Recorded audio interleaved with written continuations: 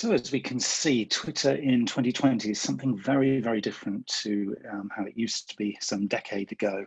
There have been some ever presence in the Twitter top 10 of highest followed celebrities and politicians and sports people. Very clearly, Katy Perry is the queen of Twitter and has been for pretty much the last decade, right up at the top there. But the ever present Justin Bieber probably coming there as a bit of a surprise for those who didn't realize that actually he has been around for that long. But that's kind of from a sort of a celebrity kind of popularity contest stakes. When it comes to Twitter for business, there is quite a different story, and that is something we are going to be exploring as we go through this session. So Twitter has kind of evolved and really sort of taken a bit of a metamorphosis, if you like, from what it really began out as. The very, very first opening statement of Twitter when it first launched was, Twitter, what are you doing? And it was very much about sort of celebrating, I guess, what you're doing in the moment and very much sharing and showcasing stuff that you were about. And very much this was where the whole thing of people sharing what they're about to eat, sharing the fact that they just made a piece of toast or that they were going shopping, just that in the moment kind of thing. And of course, that has significantly gained in popularity as we've gone through the years with social media. And in lots of ways, Twitter really was the sort of the founding sort of present moment social network. Facebook and LinkedIn have, had their own sort of part to play, obviously, in the massive growth of social media over the last 10, 15 years. But Twitter really took that whole piece about, sharing the moment. And really now it's kind of evolved that into being much more than just kind of what are you doing, into actually what is happening in your world and what are people talking about in your world right now. So it isn't necessarily just the world in general, it's not just about people in general. The beauty of what you can do with Twitter is to look at a little microcosm, if you like, of your environment or your community or your sector or your marketplace, and then figure out what actually is happening there and choose whether or not you're going to respond and be part of that conversation. So Twitter's kind of evolved, if you like, in terms of being a lot more specific than just what are you up to, showcase it, to being much more about a conversation. And that is something that we'll explore as we go through this presentation. So as we've seen, Katy Perry really the leading light, if you like, in terms of, kind of owning the Twitter space. A lot of other sort of celebrities, musicians and artists have kind of really sort of taken the sort of the simple concept of Twitter, which is about this, sort of micro blogging, which was a phrase that was coined around about the birth of Twitter, for being something that you could do at a very kind of local level, at a very small bite-sized level, and actually begin to explore little bite-sized chunks of content and very much introduce this concept of drip feeding.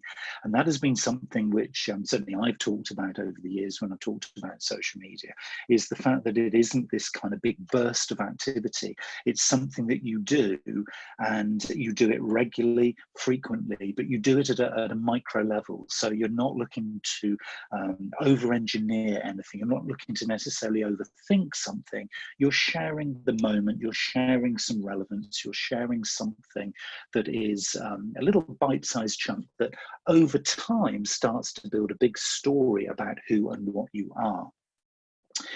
In the business sense, the organizations who have made the most gains, I guess, and have got the most traction over this kind of an approach have typically been the consumer brands, often led by gaming and fashion and sort of high street retail.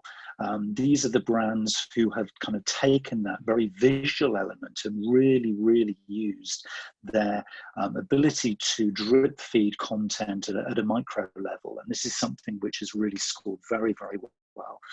Some of the big brands who have very successfully used this over the years are the likes of Samsung, the likes of Xbox and PlayStation brands who, everybody knows, everybody's heard of, but their brand profile is increasingly evolved in such a way that it isn't all about a big ad campaign where you're spending millions and millions of dollars to create that footprint. It's very much about little and often, so that over time you piece together the story that this brand is sharing with you. And again, very much in the fashion sense, obviously introducing particular fashion ranges related to particular seasons, but not doing it necessarily as a big fashion launch, but drip feeding collections and portfolios, and this brand sort of tone of voice and style over time. So there is an essence really within Twitter of patience. I think a lot of the time people think, oh, it's a quick win, because if it's only a few characters, I can do it quickly and then move on.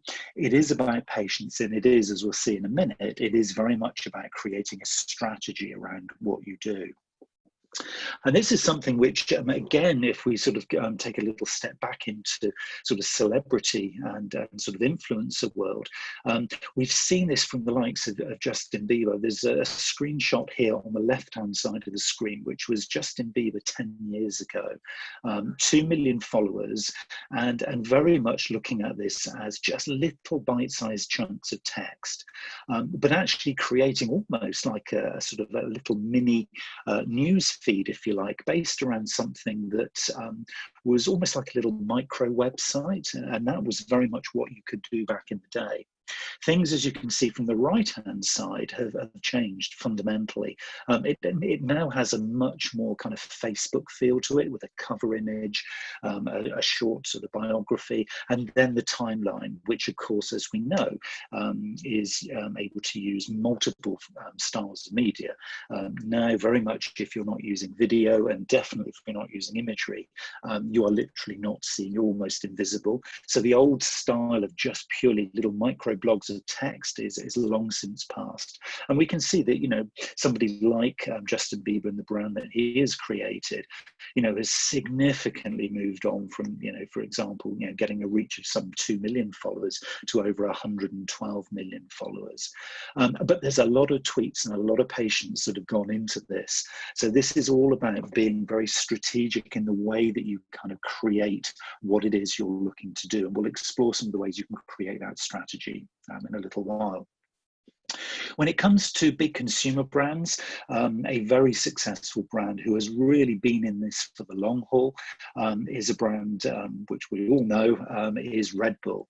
Now, the really interesting thing about Red Bull is the way that they weave together a whole myriad of stories. They have, as you're probably aware, a lot of sponsored athletes, a lot of sponsored sort of artists and performers in a whole variety of different genres, and they use their Twitter account to weave together a really consistent story that tells the story of the people behind Red Bull. So not the people in the back office, but the people who are the sponsored performers, artists, musicians, riders, surfers, drivers, who actually represent the brand. So there's very much a people element coming into this.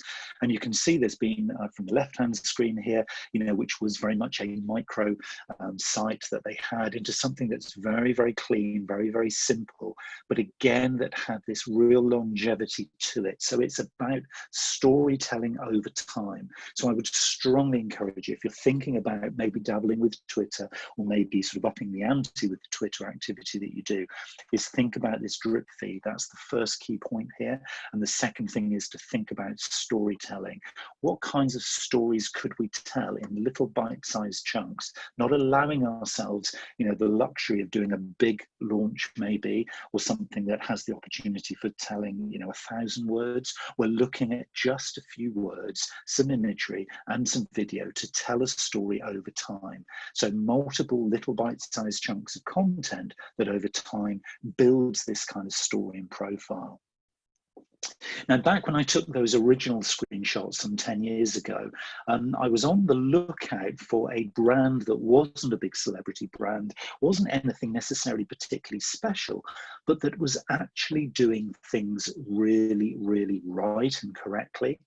And the brand that I found, and I went and had a look just a couple of days ago, just to see kind of how they'd sort of come along in those 10 years since. So on the left-hand side of the screen, you've got a brand called One Medical Group. who obviously, as you can see from the little screenshot that I took a couple of days ago, are still very, very much in business, still very, very much playing the patient game.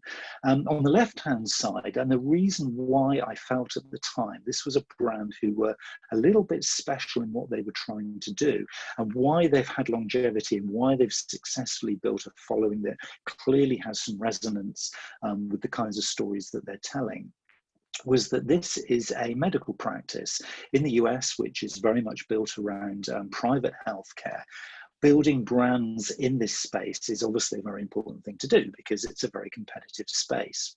So what one medical group did was they basically created not a brand that was all about helping you through illness, being a primary care group, but very much one around wellness.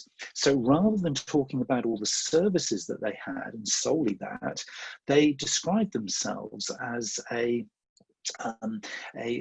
not your typical doctor's office, so a primary care group that was different. And by using the rule of third, so balancing a third about them and getting to know them, and you can see on the left-hand side some of the imagery around, you know, the waiting rooms and receptions and the consulting rooms, a little bit about sharing some third-party content, so great healthy recipes, some fitness and sort of lifestyle content, and then of course, you know, the overt sell interspersed amongst that, but balanced with some really added value content. So not necessarily just treating an illness, but actually treating and helping you to become well. And so for me, they just wove this lovely sort of holistic story and drip-fed content. Now, I've never used the service. It almost kind of, to me, didn't really matter. It was just in a little kind of microcosm of how they were using Twitter. It just felt right.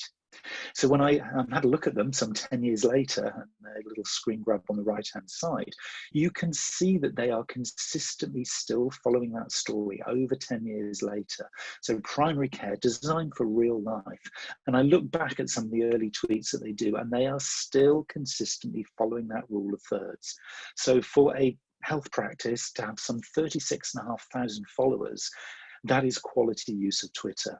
So again, what I'm encouraging you to do here is to think about balancing Twitter to story tell, but not just tell your story. Tell a story that's meaningful in little drip-fed, bite-sized chunks to the audience that you're looking to communicate with. But where do you start to find that audience? Well, one of the early steps that you can take if you're looking to either build an initial audience and start to get some traction using Twitter, or if you've already got an account and you're looking to really fine tune it, I'd strongly recommend that you use a service called Mention Map. So it's Mention Map, and the map word has two P's, so mentionmap.com. You can go to mentionmap.com and put in your Twitter account name. So for me, it's @NeilWilkinsX. And what it will do is it will create in front of you a little spider diagram that kind of evolves in front of your eyes that looks to see in almost real time how that account, so it could be yours, could be a competitor, could be an influencer in your sector, or could be anybody you choose, how that Twitter account is actually integrated in and amongst the community or the sector in which they are active. So it's a really interesting little view, if you like, of that particular account's community. And so if you look at mine here, you can see some of the other Twitter accounts that I've had some interaction with, or that I have retweeted or shared or had some conversation with, and vice versa. So the thickness of the lines that you can see there is the amount of interaction. So you can see, probably no surprise, that Cambridge Marketing College is at CMC Points of View, has a lot of interaction with my account. So I do a lot of sharing and retweeting of their stuff and vice versa. We've got Gary V in the mix there, Ollie Francis, who's a UX expert, and Kate Strong, who's a mindful sort of person in the HR consulting world. So, you know, there's people here potentially then, if you're using this for research, who can give you a little bit of a view and an insight into an audience that potentially you might also want to tap into. So if you were, for example, to use Twitter, not necessarily just for sharing and showcasing, but also for listening. And this is again going to be my next tip that I would give you for getting great value from Twitter, is to think of it predominantly for listening to your marketplace. So pop your Twitter account name into Mention Map and go and see kind of what interactivity you can find using it as an interactive service. And then have a look at your competitors. Have a look at other influential people within your sector. Have a look at any journalists or media who write about your sector, any bloggers, any influencers, anybody who's in and around the sector that you're interested in, and see who is connected to who. And interestingly, who is using the hashtags. And again, you can see a couple of examples there, mindful business and hashtag podcast. See who is using specific hashtags, because a lot of these may give you an opportunity to identify topics that you'd like your tweets, if you were to use the same hashtags, to glue into and to gel with. So you can enter conversations, you can look to be part of the community by literally just doing the listening, and then using some of these terms, some of these other accounts who are already having those conversations to explore introducing you into the mix. So that would be my second recommendation, is very much about using it as a listening device as much, if not more, than using it as a publishing device. So you've set up your account, you've thought about the rule of thirds, you've started to plot out some kind of strategy for putting together a little bit of a content mix, and you've listened to the environment in which you are. So how do you then start to build your brand?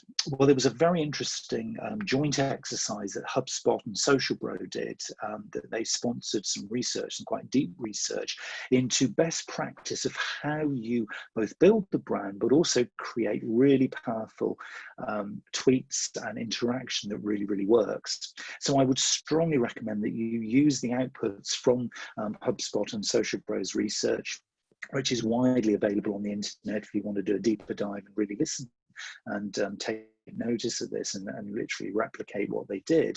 And they give some really, really great examples of some of the work that these brands did. Innocent Drinks, for example, in terms of building a really strong following that had a very, very engaged audience, was looking to engage the followers on a one-to-one basis. So being really personal, really, really engaged. If somebody shares your content, go and thank them. If they produce some content that actually references you, or that shares something or retweets something that you do, make sure you go back and give a credit. Go in and go in and actually be part of the community, part of the audience. That's a really, really important thing. Don't think of your Twitter account as something in isolation. It's very important to think of yourself as part of a community. Another thing that they were talking about was very much thinking of best practice for lead generation. There's a lot of pressure right now on most brands to be thinking about increasing engagement as we come out of the recent sort of lockdown scenarios that we've all been in. There's a lot of pressure on particularly commercial organizations to be thinking about using social for lead generation and for business development. Twitter, yes, has an opportunity for doing that. You can use clear calls to action as part of your content mix, but do please use rule of thirds. Don't think that now is the opportunity to just begin to be selling. You have to use the rule of thirds. You can use it for lead generation, but remember that social media is as much about brand building in a patient sense as it is about short-term business development gains. So yes, using catchy copy, using this very, very clear single link to get people to do something is a very strong way of actually increasing the engagement through to pointing to content that actually then converts. It's very unlikely you're going to get a conversion within social generally, and most of us know that, but actually using social to move people into some kind of sales funnel or deeper into the customer journey is a really, really powerful way of keeping people engaged and keeping them flowing through.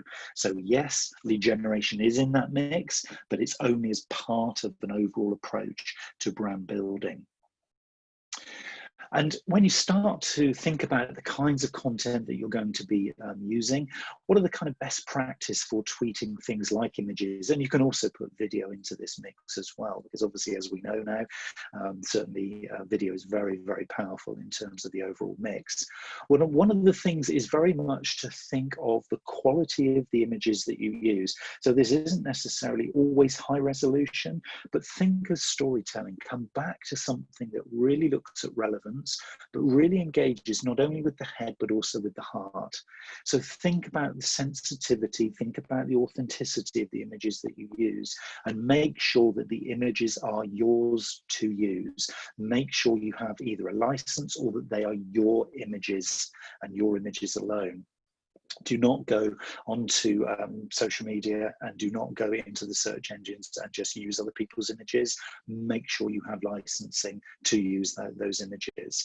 And think about the storytelling. Think about maybe creating a pot of images that you're going to use over time.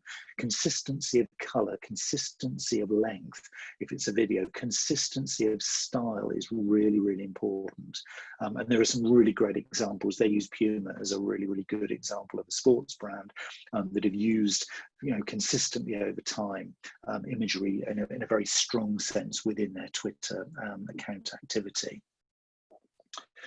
Now, when you start to tweet for the purposes of driving people to somewhere else, wherever you're using your tweets within the rule of thirds, there's some really interesting research actually, which comes out of actually where you should place the link. Now, I have consistently got this wrong, and until I saw this research, I was consistently falling foul of this and assuming naively that I should always put links at the end of the tweet. In other words, read the tweet, pop the link at the end, and that's the call to action. Off somebody happily goes to the next point in the journey. Well, actually, HubSpot and Social Bro have confirmed that that isn't the best place to put it. So the best place to put a link to encourage click-throughs is actually to put the link in the middle of the tweet. So you say something to hook the person who's reading it in. Obviously, you back it up with your video or with your imagery. And then you say something sort of quite intriguing to sort of entice them to click the link.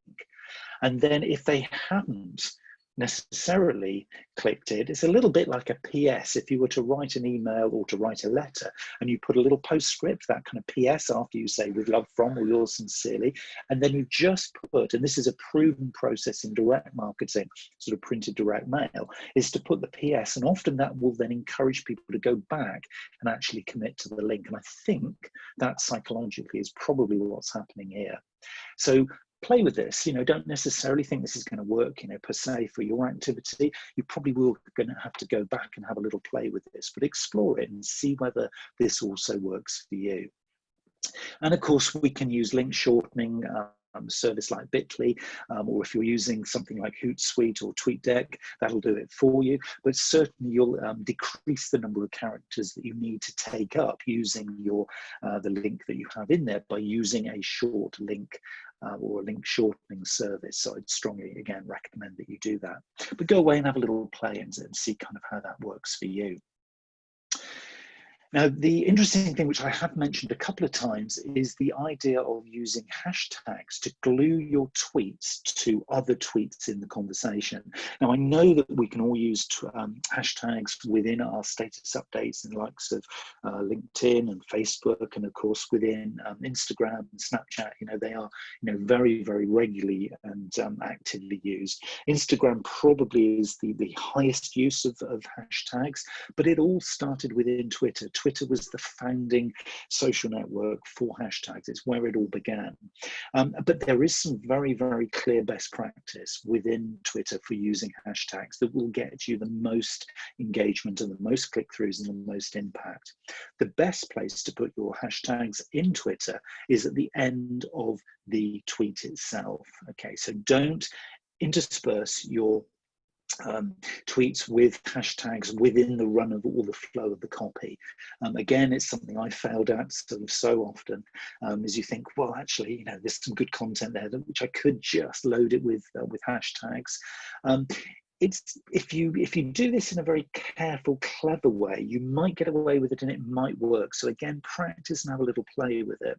But for most examples, putting some engaging little hook, giving the URL or the link or the call to action out is a good way. And then maybe backing up with another little kind of confirmation as to why people should engage, and then putting your hashtag content in at the end is probably going to be the most useful way of doing this. Now, one of the examples that HubSpot particularly, I know, are very, very keen, and they've blogged a lot about this, is to not try and just use trending topics to increase the reach of your tweets. Only use trending topics if they relate to the content that, or the brand that you actually own. Okay, you potentially have, and I've got a lovely example of a brand that has actually now gone out of business, a big high street brand that literally lost it from the point of doing this so badly. They were never the same again. Was it all to do with Twitter? Probably not, but it was part of a whole kind of downturn for them as a brand. So I'll give you that example in a short while. But the trick here is it's always about transparency and authenticity. Always think, if I'm hooking or gluing my tweets in with tweets that are trending at the moment, is it the right thing to do? Am I tapping into an audience who are going to see my tweet as relevant? If they are, then it's probably the right thing to do. But if you're slightly hesitant, then probably the answer is a natural no. So again, explore it, play with it, see what happens, but be very, very careful not to be, sort of disingenuous in terms of how you're using it. Now, of course, we can also use tweets in a less organic sense. We can also use tweets and actually use boosted tweets or Twitter cards or Twitter advertising. Go and have a little play with that. There are some sort of good practice guides that you can read about, and certainly Social Bro have done a lot of blogging over the years about this, so you can see some really good sort of examples of this. Do I use personally, do I use or advocate using paid advertising on Twitter? I guess the answer really relates to your target audience. If you're looking to get a quick hit, if you're looking to launch a product, if you're looking to boost the numbers coming to an event, then I would say probably a short burst of Twitter advertising. If your community uses it, and if your community is highly engaged with Twitter, it might just take you, to that next level. But if you are in what we might term an average kind of sector, if there ever is one, in terms of the use of Twitter, then I'd say probably organic content with a bit of patience is going to be more successful for you. But again, go away and practice, go away and have a little play. There are lots of good practice for making the most of this. So go and see how you sort of can create some best practice from this. Now, one of the questions often that we're asked at this stage, because obviously what we've seen so far is that we can create some good, strong tweets. We might do a little bit of paid advertising. We kind of know some of the best practice from the celebrities and the influencers about growing the accounts. But kind of why? I guess kind of that is the big question, is why would I be, or why should I be interested in using Twitter? Well, for me, the question comes all the way back full circle to thinking about your target persona and their interaction with you on their customer journey. And the question and the filter always as to whether or not Twitter is going to be right for you. And I'm not saying you have to do it, okay, far from it. What I'm saying is that the best filter you can use to make the shall I, shan't I decision is to think about the customer journey. Is there a logical place on your target customer's journey for them to see Twitter as a place that will add value? So there are 3 phases, as we know, of the customer journey. So the first phase is, do you see Twitter as a place that will increase the awareness of your brand and the story and your products and services? Would Twitter have a part to play in increasing that awareness? In other words, are you going after new people using Twitter? Second question is, would you see Twitter as helping to convert people who are aware but are not yet customers of yours? In other words, a little bit deeper into the customer journey. Would you see them as would you see Twitter as actually helping to build trust and faith that you're the right person to do business with? If the answer is yes, maybe it fits in that just pre-conversion phase. Or do you see Twitter at the retention phase? In other words, using Twitter to drip feed content as part of what we might term the loyalty loop, so that they can actually see you drip feeding stuff about your business. Of course, rule of thirds always applies, but drip feeding added value content. So they already know who you are, you've already converted them into a customer, and you're using it much like a sort of a frequent sort of newsletter, if you like, or a frequent social network that is used in a sort of a newsletter style to drip feed information to them. Now, your choice of where you put Twitter in this journey is fundamental in terms of the kinds of content then that you will put out into Twitter.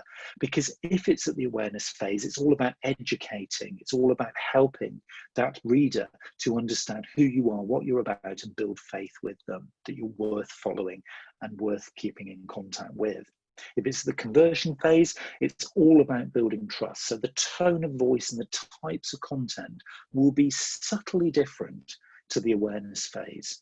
And of course, if it's at the retention phase, you don't have to do the education or the conversion bit and the trust building because they've already committed to you. So then it's all about trying to encourage advocacy, trying to encourage sharing, and very much feeling that they're part of a community, and using Twitter to kind of maybe build that community in line with other social networks. So before jumping in and saying, okay, we're going to do some tests on Twitter, figure out where you feel to start this journey, because you might decide you're going to move it in the future, or you might decide you're going to test it at one of these points first. But that's the key thing. Figure out where you are going to put it before you begin to do those things that HubSpot and Social Bro have talked about, because if you do it that way, there's a much stronger chance you're going to be well positioned to understand whether or not it's ticking the boxes of the job that you've set it. Here's a little example just to kind of round things off here of poor practice. This was Habitat, the brand that was ever present for many decades on our high streets. And they did this sort of unauthentic use of hashtags which had absolutely nothing to do with their products or their brands, to just increase the coverage of each of the tweets that they did. This brand no longer exists on the high street in the form that it did. So, tread carefully out there. It is all about authenticity. It's about sharing from the heart the story that you have to tell as a brand, but it's about doing it in a very mindful, conscious way. So let's sum up what we mean here by Twitter best practice. It's all about using the rule of thirds. Wherever you decide to put Twitter in your customer's journey, and that is your first starting point as to understand how you're going to use it, decide that this is not about monologues, it's about conversations. So think about using the rule of thirds to do that. Begin with listening, not speaking. So before you start jumping in and testing out all those different formats of how to use Twitter, think about listening. Use Mention Map to tap into the communities that you're interested in. That's really important. And if you want to show, I'm not saying that, I do rule of thirds all the time. Sometimes I fail terribly. My idea, and sometimes I don't listen to my own advice. But if you want to connect and if you want to sort of share, we can share backwards and forwards. It'd be great to connect with your brand or you personally. So let's connect with me at Neil Wilkins X. So you'll find me sort of very, very easily there. So I hope that's given you a few little ideas about getting some value from Twitter. And as we've been going through this, I've had quite a few little questions come through. So I wanted to get to those because I think these will add a lot of value to this conversation. So the first question I've had is, where do I find Twitter analytics? So if you're using anything like Social Bro or HubSpot or Hootsuite or TweetDeck, you will have some level of insights that you can probably already tap into if you log in with your Twitter account. If you're not using those and you're using twitter.com, if you go to analytics.twitter.com, then you'll find some very, very sort of good and very deep insights into almost to the level of individual tweets. You'll get a really good insight as to what's going on. So I would strongly recommend, if you're looking at this to kind of understand how your account is performing before you start scaling it up, is literally bookmark analytics.twitter.com, because that will be the place that you're going to be doing a lot of your listening through. Another question was, do you recommend Twitter lists? You didn't mention them. So yes, I absolutely do recommend Twitter lists. Again, if you Google Twitter lists, you can find some really good best practice on how you create a list. A list on Twitter is a really interesting one, because what it allows you to do, if you're following a lot of people, trying to see a lot of people's accounts on Twitter, if you're looking at their timeline, you'll see a lot of noise. You know, as we know with Facebook and LinkedIn, all the accounts now, your timeline just moves, your homepage just moves so quickly. Lists allows you to put a smaller number of people into a list. It's almost like bookmarking them. And then if you look at that list, you'll see just those accounts. You can do lists in stealth or private. So you could, for example, put all of your competitors into a list and mark it private. Only you will know that list exists. So again, you could use that for some competitor research, or you could put all of your favorite celebrities into a list, make it public. Maybe you'll even get spotted, and maybe you'll even get a mention. You can, of course, if you want to put people you want to engage with into a list and make it public, you might decide you're going to use that to showcase people. And of course, with the point third, you're always going to be on the lookout for content you can retweet. So that can be a nice way of keeping in touch with content that you might want to share. Next question was, we use Facebook and LinkedIn. Should we try Twitter as we have limited resources? Well, it's a really interesting one. I guess the big question there is, if you feel your target audience is already in Twitter, I'd say go and play and go and listen before you start properly publishing to it. If you've got very limited time and resources, keep it a very light touch. Just go and do a little bit of research, maybe take an hour or two, and just go and see if you can find some known customers first. If the answer is yes, might be worth spending a little bit of time doing deeper listening. If the answer is no, then I'd probably suggest you just park it for now and wait until such times as maybe resources get freed up. And the final question, which I'm going to answer with, is what's the easiest and fastest way to grow a big following? Well, I guess we all want sort of quick wins, don't we? And that's a nice question, actually, because everybody is obviously on the lookout for these, you know, millions and millions of followers. Wouldn't we all like that? It comes back to patience. I think if you are looking for a quick fix, probably Twitter isn't for you. There is no easy, fast way. It is about playing the waiting game, playing the patient game, and you can grow a big following. It's about adding value. If you want to get onto somebody's radar who you want to follow, and I particularly say this when it comes to micro influencers in your industry or any journalists who are going to be looking for good stories, is to follow them and be a good Twitter resident for them. So share their content, like their content, comment on their content, so retweet them a lot. That will grow relevant following. Don't go after the numbers, that's vanity metrics. Grow a good high quality following, and I would suggest, you know, playing that patience game will mean that you get quality, hopefully, as well as quantity.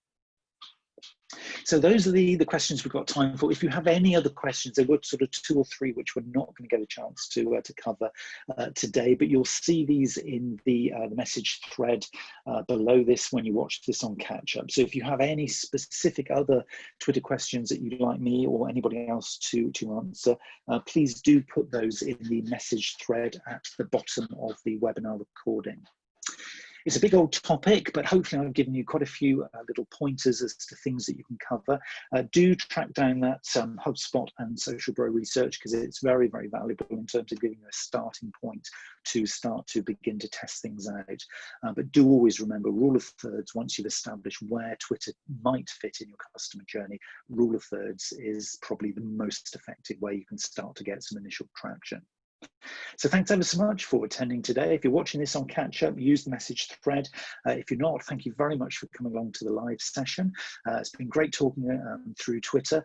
For business, I don't think it's going anywhere. I think Twitter has a huge value that it can play. It's just about figuring out what value it brings to you.